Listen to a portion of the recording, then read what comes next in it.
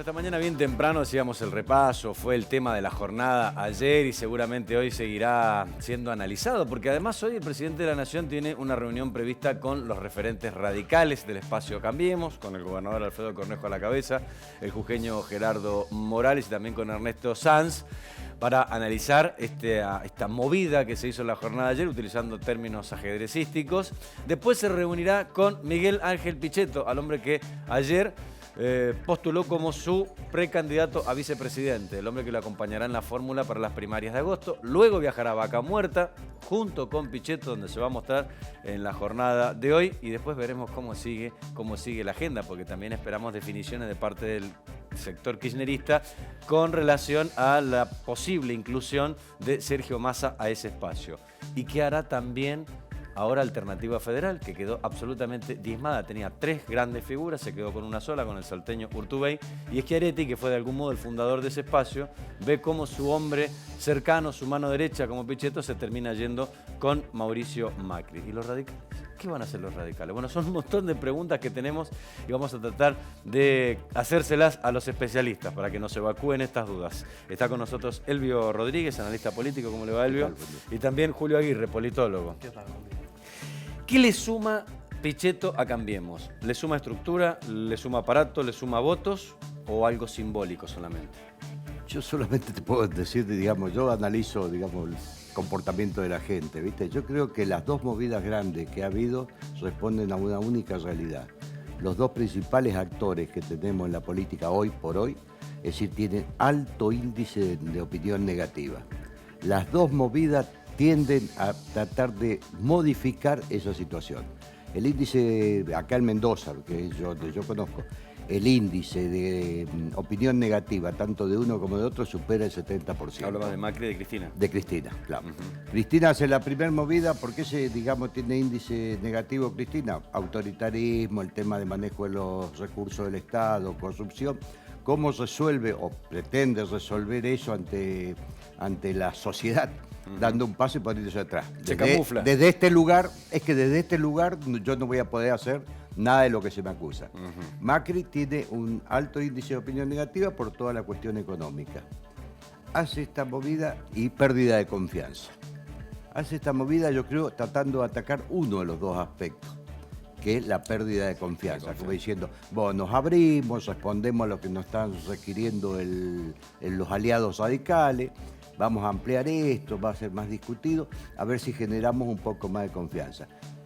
En mi opinión, es mucho más audaz la movida de Cristina, que hace un paso para atrás a esta movida de Macri, que creo yo que no sé si es suficiente para restaurar la confianza en ese segmento tan grande. O sea, arriesga más Cristina poniendo a Alberto Fernández como cabeza de lista, arriesgando votos fundamentalmente, que Mauricio Macri incluyendo a Pichetto, aunque no gana demasiado con Pichetto dentro, en materia de números electorales. Bueno, el tema, yo creo que ahí hay una cuestión que están apuntando a estrategias diferentes. Yo creo que la fórmula de los Fernández está apuntando a tratar de, o en su concepción originaria, a ganar en primera vuelta, tomando en consideración que al ablandar un poco la figura de Cristina, rompían ese techo electoral que tenía ella y le permitía quizás tener mejores probabilidades de ganar en primera vuelta en un esquema en el cual Macri tiene mucha imagen negativa y el sector de Alternativa Federal podía también terminar de dispersar un sector importante de los votos.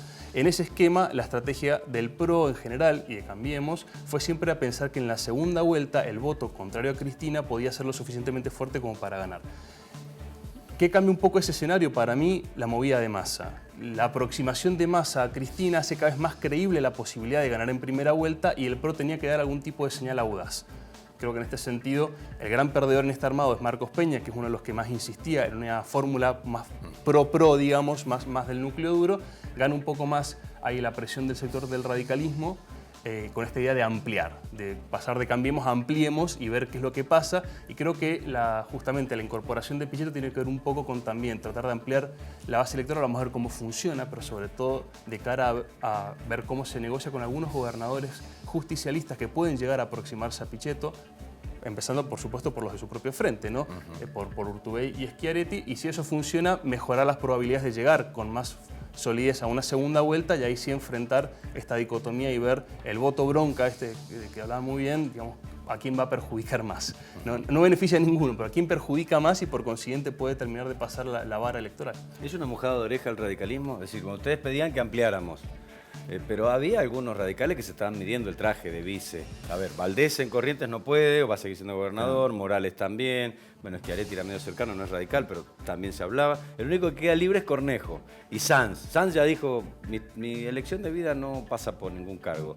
Pero Cornejo se hablaba de que podía ser el candidato a vice. Pero solo se hablaban los otros, digamos. Es decir, Cornejo ya lo había planteado con claridad que a él no le interesaba ocupar un cargo en la vicepresidencia, ¿no? Es decir, no era su objetivo, digamos, ¿no? Es decir, de cualquier manera yo pienso esta problemática de lo cual consiste, digamos, los altos índices de opinión negativa. Es decir, si no transforman esa realidad, si no logran transformar esa realidad, ni Cristina, ni cosas, nos podemos llegar a encontrar en una situación donde tengamos 40% de voto en blanco. Es decir, porque la gente está resistiendo muy fuerte a las medidas o a las propuestas que están tomando estos dos actores. Claro. Es decir, no se observa, digamos, que mejore para nada la confianza. Hoy la confianza en el presidente o la confianza en el regreso de Cristina no supera los 30 puntos. Yo le diría que entre los dos suman 50 puntos. 25-25. 25 y 25, y el otro 50% es negativo para los dos. Entonces, en ese escenario, yo creo que estas estrategias electorales tienden a ver si pueden cambiar un poco ese estado de ánimo de la opinión pública. Yo creo que Massa puede ir para un lado o para el otro, seguramente va a ir para un solo lado, pero cada vez más el elector se ha transformado en una persona independiente. No se va con la figura. Nadie se lo lleva. Digo, un intendente puede tener un poco más de arrastre en su lugar porque conoce personalmente a sus vecinos. Pero a nivel de gobernador y eso, es decir, influye, digamos, la gestión, ¿viste lo que hoy gobernador? Pero a nivel nacional, a nivel de candidatura a presidente, Massa se puede ir muy solo. O se puede ir y llevar más que lo que tenía. Bueno, ahí en este escenario entra el análisis de Alternativa Federal, que al principio parecía como el gran polo opositor, con Schiaretti a la cabeza, con 4 grandes figuras, Urtubey, Massa, Pichetto y Labaña, y de repente se está quedando sin nada, se fue desgranando, y Alternativa Federal queda solo Urtubey, que a lo mejor hoy hasta decide no presentarse. Sí, ciertamente terminó ganando la estrategia de la polarización entre solamente 2 espacios políticos. Ese tercer espacio, esa avenida del medio de la que se hablaba tanto, se termina disgregando por estrategias concretas de los 2 espacios mayoritarios de tratar de romperlo. Vienen tratando de romper hace mucho tiempo de distintas maneras. Y bueno, a eso se sumaba la incapacidad de ellos mismos de coordinar, la imposibilidad de Labaña que no quiere una interna, Urtubey que no quiere bajarse, y Massa que tampoco quería bajarse de su candidatura presidencial.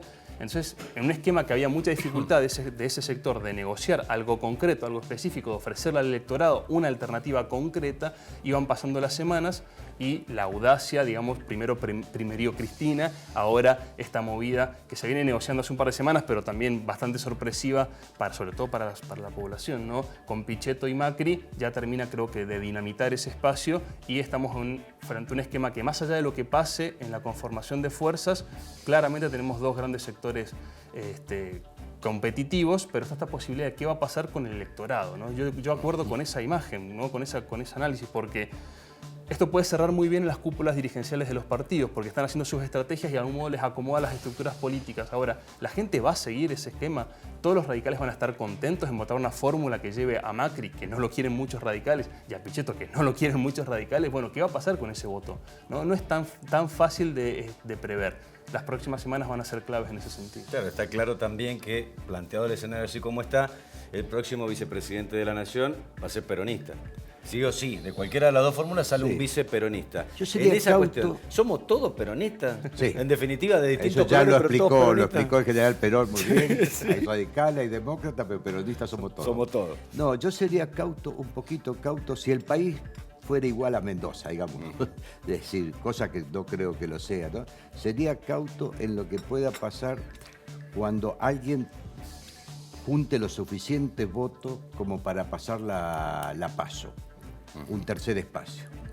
¿Cuál es el fenómeno que se puede dar? Supongamos, vamos a poner un nombre cualquiera, Urtubey que o pase, Labaña. pase las PASO. Que pase Ya, las Macri, PASO en los Cristina fenómenos y que nosotros Urtubey. lo hemos vivido mucho acá. Es decir, pasaban las PASO con 6, 7 puntos y después iban a 15, 18 puntos. Ramón, Del Caño en su momento. Sí, o Barbeito que tenía 3, Claro, después pasó a 10. porque yo lo que observo es que el estado de decepción de la gente con los dos últimos presidentes que hemos tenido es muy alto. Si de repente se enciende una luz, pero sería cauto solamente, Sí. no digo que tenga ninguna posibilidad ni así, no eso. Hoy por hoy la Baña mide 6, 7 puntos y no pasa de ahí. No pasa de ahí. Pero sería cauto en ver un fenómeno cuando de repente surge algo, emerge algo que no se conocía y que pasa a ser ahora sí muy atractivo. Ahora, ese fenómeno lo tuvimos en 2015. Exacto. Macri, Scioli, Massa. Massa era la tercera vía. Claro. Pero se quedó en cuánto, en 13%. Bueno, sacó 22 puntos, 22 puntos En el balotaje. en el caso.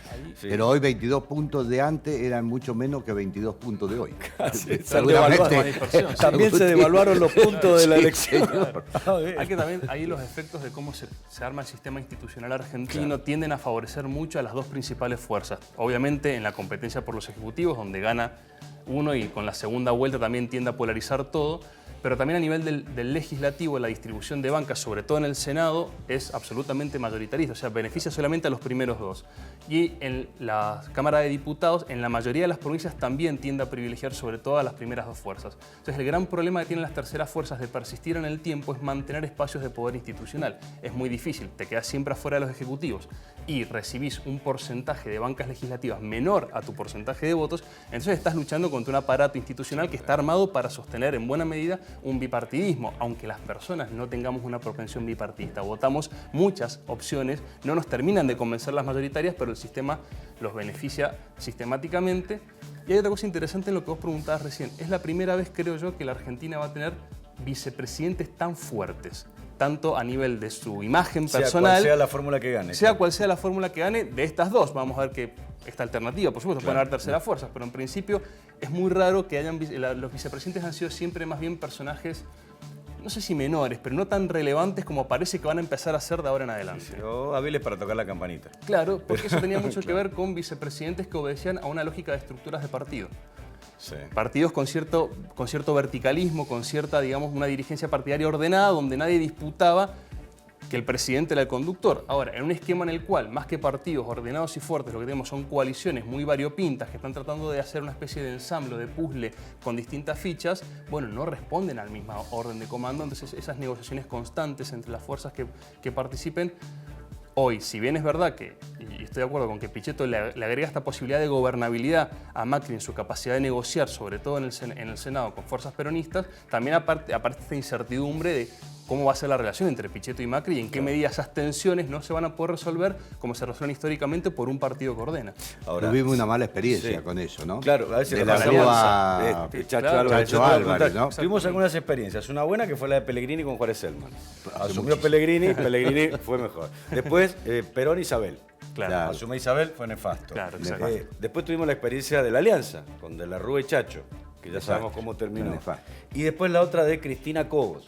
También. Ahora, cuando el peronista va a la cabeza es una cosa, cuando el peronista va segundo es otra, si repasamos esto. Claro. Exacto. ¿Cómo se puede ver esto de Macri y Pichetto? Yo no solo miraría lo de Macri y Pichetto, sino también lo de Fernández y Cristina, digamos. Fernández. Creo que Pichetto tiene una capacidad de daño que está limitada a su renuncia como vicepresidente. Un poco lo que hizo Chacho Álvarez. Claro. Cristina tiene una capacidad de daño mucho mayor. Cristina, si ganan ellos, seguramente va a contar con la provincia de Buenos Aires, es decir, con las intendencias de la provincia de Buenos Aires, digamos, y esa es una capacidad de fuego sobre el presidente mucho más alta que la que puede ejercer Pichetto. Pichetto va a tratar de aportar, digamos, pero en un papel o rol notablemente secundario. No creo que Pichetto pueda tomar decisiones en economía, por ejemplo.